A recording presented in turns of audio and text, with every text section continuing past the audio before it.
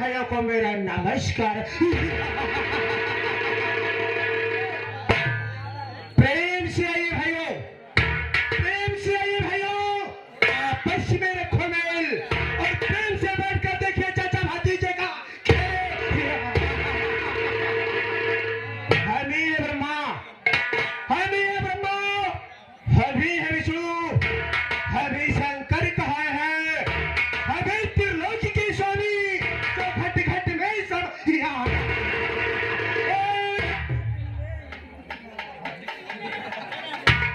आज मैं कूद पड़ा, आज मैं कूद पड़ा, यादें अक्सर रखता हूँ, नाम है जमींदार सिंघरिया, मैं कसम जिगर हथेली पर रखता।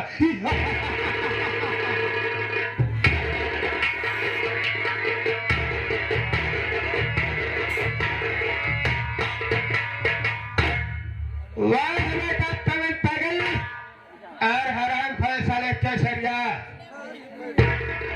ये तुम्हारी ड्यूटी बजाने की टाइम है साले। जब वेतन लेने का होता है तो ये साले दोनों भाई आकर हमारे पैरों में गिर कर गिराने लगते हैं और साले ड्यूटी के समय गैर हाजिर रहा करते हैं। खैर कोई बात नहीं है बेटा पवन पागल, मैं थोड़ी देर तुम दोनों भाइयों का इंतजार करूंगा, मिल गया तो मुलाकात करूंगा, उसके बाद साले तुम लोगों से बात करूंगा। आओ बेटा आओ।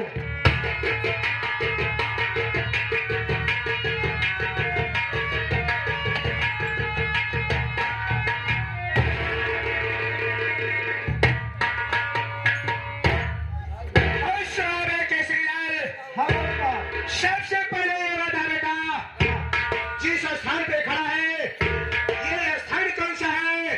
यहाँ का तू कौन है रे? यहाँ का मैं कौन हूँ बे? बाबू साहब,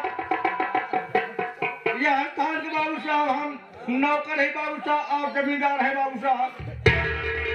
तो ये बता केसरी, हाँ बाबू, यहाँ पर सबसे पहले उपस्थिति तेरी होनी चाहिए या हमारी वे? बाबू साहब सबसे पहले हमें आना चाहिए बाबू साहब। तो लेट क्यों हुआ रे? लेट आने का मतलब क्या है? बैठ जा बाबू साहब। बाबू साहब आप जल्दी छुट्टी देते नहीं बाबू साहब, ये बात बड़े हिफाजत मुमकिन जब आप छुट्टी दे बाबू साहब तो हम घर गए बाबू साहब। तो हुआ क्या? जब घर गए बाबू साहब, खाना पीना खाए बाबू साहब और लेट गए बाबू साहब। जब लेट गए बाबू साहब तो हम सोचा सही अब जाए कि तब जाए, अब जाए कि तब जाए, लेकिन बाबू साहब केवल हम 3 बार सोचे लगे बाबू साहब। यह सोचे लगे बाबू साहब, जैसे ऊपर चढ़ा, जैसे ऊपर चढ़ा तो नीचे उतरा नहीं बाबू साहब। और दूसरी बात पे? दूसरी बात बाबू साहब, जब से फैली, जब से फैली तब से सिकुड़ी नहीं बाबू साहब। तीसरी बात बतावे? तीसरी बात बाबू साहब, जब से अंदर गा, जब से अंदर गा बाबू साहब तब से बाहर निकली नहीं बाबू। बेटा केसरी, एक बात कान खोल कर सुन ले रे, जो तूने 3 बार सोचा अगर इसका मतलब नहीं बताया तो ये समझ ले आज का दिन बेटा तेरा आखिरी दिन होगा बे।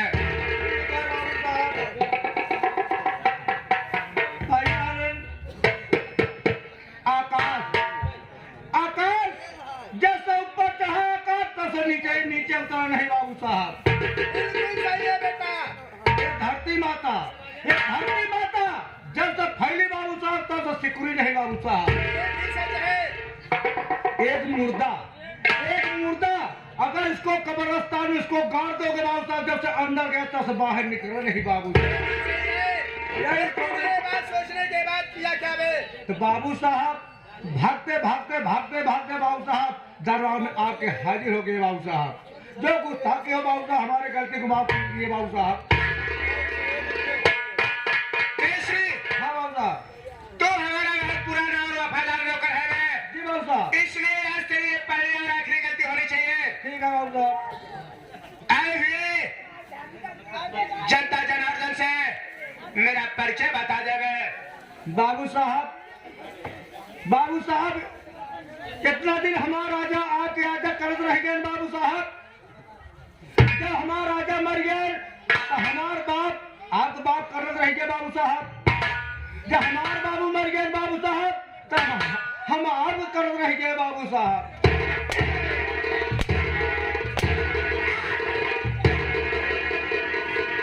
तुम्हारे राजा हमारे राजा क्या कर रहे थे, तुम्हारे बाप हमारे बाप क्या कर रहे थे, और तुम साले हमारा कर रहे हो, क्या कर रहे हो? मैं गुलामी बाबू साहब तो साले गुलामी का नाम क्यों नहीं लेता हरामखोर? गुलामी का नाम पहले में क्या में बोल में बाबू साहब आप बड़बड़ा रहे हैं, आप बड़बड़ा रहे बाबू साहब। आपको मुहब कैसे ले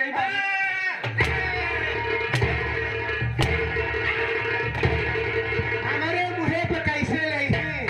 चला तो हम पछवाड़े देंगे, क्या मुहे पे लेगा? मैं मतलब बाबू साहब आपके सामने आपका नाम कैसे ले सकते हैं? अरे केसरी लाल हाँ बाबू साले इतने दिन से ड्यूटी कर रहा है, लेकिन अभी भी तुझे बोले कि तमीज नहीं हुई है। इस बात को ऐसा बोलना चाहिए। बाबू जी आपके सामने एक नौकर होकर आपका नाम कैसे ले सकता हूँ? हाँ बाबू साहब अपना नाम अपना परिचय बाबू साहब अपने मुख से अपने भैया बाबू आप स्वयं बता दिए बाबू साहब। अच्छी बात है केसरी।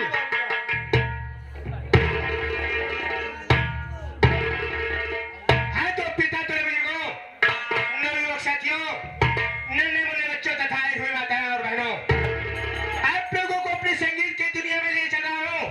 मैं कौन हूँ, क्या कहने वाला हूँ, मेरा नाम बताओ, काम क्या है? साथियों, ये आपका जिला प्रतापगढ़ वह प्रयागराज नहीं है। ये आपका जिला प्रतापगढ़ वह प्रयागराज नहीं है, बल्कि हमारा जिला आजमगढ़ है, आजमगढ़। और इसी आजमगढ़ जिले के विजयपुर का रहने वाला मैं जमींदार सिंघानिया सिंह हूँ। जमींदार सिंघानिया सिंह हूँ। जमींदार सिंघानिया सिंह हूँ। सिंघानिया वो सिंघानिया है, सिंघानिया वो सिंघानिया है, कभी न सर झुकाता है, और बगावत किया है जो माई कसम और मौत के भाग जाता है। साहब बेटा साहब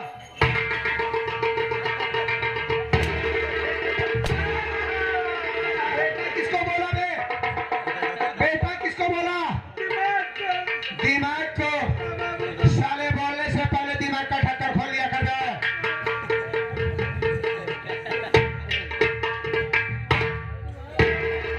साथियों, मैं जब छोटा सा था, तभी हमारी माता जी का स्वर्गवास हो गया। मैं और मेरे घर में एक छोटी बहन जिसका नाम उर्मिला देवी है। साथियों, जिस समय उर्मिला का जन्म हुआ उसी वक्त हमारी माँ हम भाई बहन को छोड़कर भगवान को प्यारी हो गई। कुछ ही दिनों के बाद हमारे पिताजी भी हम भाई बहन को छोड़कर इस दुनिया से उस दुनिया में चले गए। घर में बचे सिर्फ मैं और मेरी छोटी बहन उर्मिला। उस वक्त मैं जानने लायक हो गया था। मैं इसी आजमगढ़ शहर में पढ़ाई करना शुरू किया। मैं जिस कॉलेज में पढ़ना शुरू किया केसरिया, हाँ बाबू साहब उसी कॉलेज में हाँ एक नंदनी नाम की लड़की पढ़ा करती थी। नहीं नाम की नंदनी नाम की लड़की पढ़ा करती थी। बाबू साहब उस कॉलेज में पढ़ते पढ़ते हम दोनों में प्यार हो गया। एक दिन की बात केसरी, हाँ बाबू साहब कॉलेज में लंच हुआ।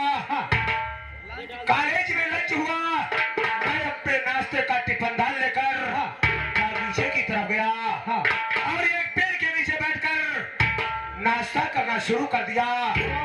उसी वक्त नंदनी घूमते घूमते आई और हमारे सामने हमारे पास में बैठ गई।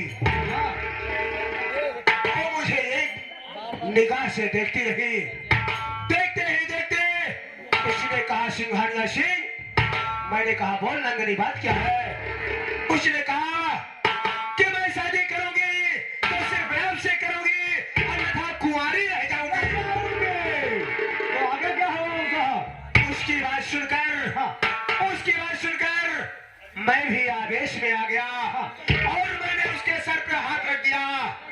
मैंने कहा, नंदनी, मैं कसम खाता हूँ, शादी करूंगा तो तेरे से करूंगा, अन्यथा सारी उम्र कुंवारा बिता और क्या? लेकिन उसी बीच में हमारे साथ ही एक घटना घट गई है। क्या करना है बाबू साहब? हमारे पिताजी महाराष्ट्र में एक कपड़े की मिल चला रखे थे, जिसकी जिम्मेदारी मैं वहां के वर्कर को दे दिया था। उसने हमारे पास फोन किया कि बाबू साहब, कपड़े के मिल में आग लग गई है। तो आगे क्या हुआ साहब? इतनी बात सुनने के बाद मैं अचानक यहाँ से टिकट कटवाया और महाराष्ट्र भिवंडी पहुंच गया। वहां पर कपड़े का काम शुरू करने में मुझे 6 महीने का समय गुजर गया। तो बाबू साहब केसरिया, बाबू साहब 6 महीने के बाद जब मैं वापस आता हूँ तो मैं सोचा कि चलकर नंदनी से मुलाकात करूं। जिस समय नंदनी के घर पहुंचा, उसके पिता से पूछा कि चाचा, नंदनी कहाँ पर है? उसने डांट कर कहा, अरे सिंघानिया, भूल जा नंदनी को। मैंने कहा, चाचा क्यों? उसने कहा, इसलिए क्योंकि मैंने नंदनिया की शादी कर दिया। इतनी बात सुनते ही हमारा सारा कलेजा खोल उठा। मैंने उठाया अपने राइफल को, 1 2 3 कर दिया। वो हरामजादा वहीं पे मर गया। मैं वहां से निकला और खोजते खोजते पता करते करते पता लगाया कि वो नंदनिया हरामजादी की शादी इसी चंदनपुर गांव में हुई है। चंदनपुर गांव में हुआ है? केसरी, जी बाबू साहब। जिस समय मैं चंदनपुर गांव में पहुंचता हूं तो देखता क्या हो गया, उस हरामजादी की शादी एक बूढ़े के साथ हो गई, एकदम रहा है, जिसकी उम्र लगभग 50 या 55 वर्ष होगी, वाह वाह वाह। जिसके पास 3 बच्चे। 3 बच्चे हैं उसके। पहली बीवी से 2 लड़का और 1 लड़की। 3 बच्चे होने के बाद उसकी पहली बीवी का देहांत हो गया और बच्चों की परवरिश करने के लिए उसने नंदनिया से दूसरी शादी रचा ली। तो आगे जिस समय मैं उसके घर पे पहुंचा तो देखता क्या हो, वो नंदनिया हरामजादी अपने पति को थैला और पैसा पकड़ा रही है और कह रही है, स्वामी, आज घर में सब्जी नहीं है, आप बाजार जाकर सब्जी को ले आइए। जी बाबू साहब, जी बाबू साहब। मैंने अपना दिमाग लगाया कि मौका बढ़िया है, इसके घर पे जाना उचित नहीं होगा। मैंने उसके दरवाजे से वापस हो लिया और उसी रास्ते में जाकर बैठा जिस रास्ते से उसका पति हरामजादा बाजार जा रहा था। उसके बाद मैं देखता क्या हो गया, सामने से उसका पति हरामजादा बुधैया आ रहा था। मैंने दाहिनी तरफ देखा, कोई नजर नहीं आया, पीछे मुड़कर देखा, कोई नजर नहीं आया, बाएं देखा तो कोई नहीं दिखाई दिया, सामने देखा तो सिर्फ बुधैया नजर आया। मैंने अपनी राइफल को उठाया, 1 2 3 कर दिया। लेकिन मजे की बात तो ये है केसरिया, क्या बात है? कि मैंने उसके सीने में गोली नहीं मारी बल्कि उसके पैरों में गोली मार दिया। वाह भाई वाह। वो हरामजादा वहीं छटपटा कर गिर गया। मैं वहां से 1 2 3 हो लिया, उसको गांव वाले ने जाकर हॉस्पिटल में दाखिल किए। डॉक्टर साहब ने गोली निकाला और कहा कि ये सदा के लिए साला अपाहिज हो गया। नंदनिया उसकी सेवा करना शुरू किया, सेवा करते करते उससे ऊब गई। बिल्कुल। एक दिन भागते भागते हमारे पास आई और बोली कि सिंघानिया सिंह, मुझसे गलती हो गई, आप मुझे माफ कर दीजिए, मैं आपको सदा चाहती थी और सदा चाहती रहूंगी। मैंने कहा, नंदनी, बात क्या है? अरे तेरी तो शादी हो गई है, तू अपने परिवार में मेरे पास क्यों आई है? उसने कहा बाबूजी, मैं अपने बूढ़े पति से तंग आ गई हूँ, मैं उससे छुटकारा चाहती हूँ। तो आगे क्या हुआ साहब? मैंने अपना दिमाग लगाया। हाँ। मैंने कहा नंदनी जाओ अपने पति की सेवा को बढ़ा दे, दवा को देती रहे और धीरे धीरे मौके का इंतजार कर, और मौका मिल जाए तो दवा के साथ साथ दूध में जहर मिला के दे दे। वो हरामजादी की ऐसे अपने पति को दवा दिया, दूध दिया और दूध में जहर मिला दिया। बुढ़ैया मर गया, लेकिन उसके सौतेले बच्चे, बड़े बच्चे का नाम चंदन से, छोटे बच्चे का नाम कुंदन से, और एक लड़की है जिसका नाम लक्ष्मी है। मैंने एक कसम खाया है, जब तक नंदनिया के पूरे परिवार को तिनके तिनके में बिखेर नहीं दूंगा, नंदनिया से भीख नहीं मंगवा लूंगा, तब तक चैन से न बैठूंगा न बैठे दूंगा। केसरी, जब तक ये हमारा पाप पूर्ण नहीं हो जाएगा मैं चैन से नहीं रहूंगा। मैं यहाँ से चल रहा हूँ, मैं थोड़ा आराम करना चाहता हूँ, यहाँ की देख रेख करना।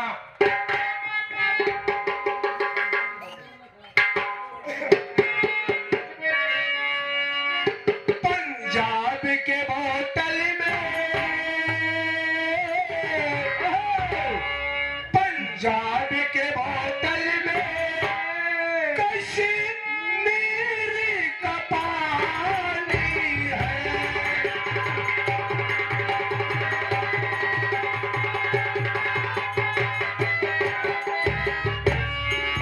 पंजाब के बोतल में कश्मीर का पानी है।